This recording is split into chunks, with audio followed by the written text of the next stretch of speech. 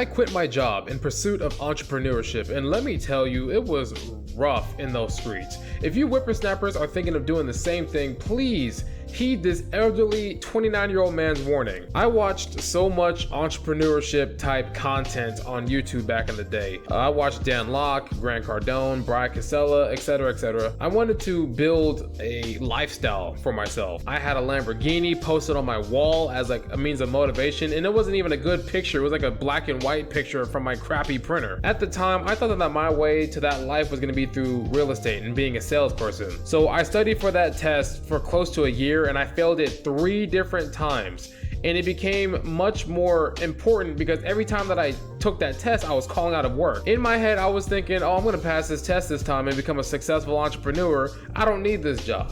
And when I finally got my license, I just stopped showing up to work. I didn't tell anybody. That's a bad idea. Don't do that. I went on to pursue being a real estate agent for around 2 years. I was cold calling, knocking on doors, going to events, and by the time I left the industry, I made a whopping $3,000. Your boy had no motion. Shortly after, I started to try all kinds of different ventures. Like I made a Shopify store. I sold these cheap little space bracelets and made no profit. I was learning how to day trade stocks on TD Ameritrade using paper stocks or paper money. I was trying to build a business with YouTube, etc, etc. I was all over the place. But eventually it got to a point where my primary income at the time of DoorDash was just not cutting it, and it was becoming very apparent. I wasn't moving forward, and I was just stuck in this revolving trap of take an order, get the money, dump the same money to my gas tank, and repeat the whole process. I eventually came to terms that I just had to get a job again.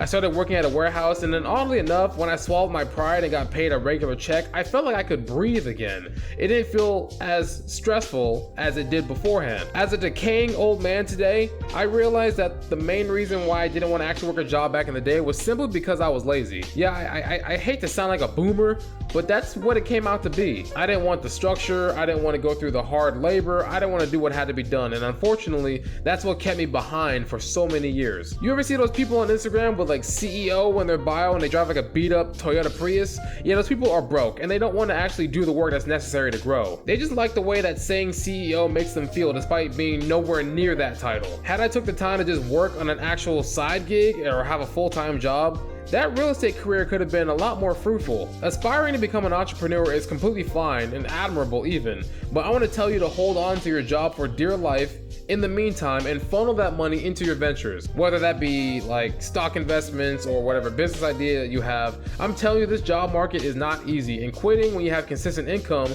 will cost you so much more time in the long run. Don't be afraid of getting your hands dirty and rolling your sleeves up, because that is what's going to carry you to the next step. If you enjoyed the video, please go ahead and like and subscribe to the channel. I want to help out as many people as I can, and go ahead and click on this video on the screen because YouTube thinks you'll like it. All right, have an amazing day.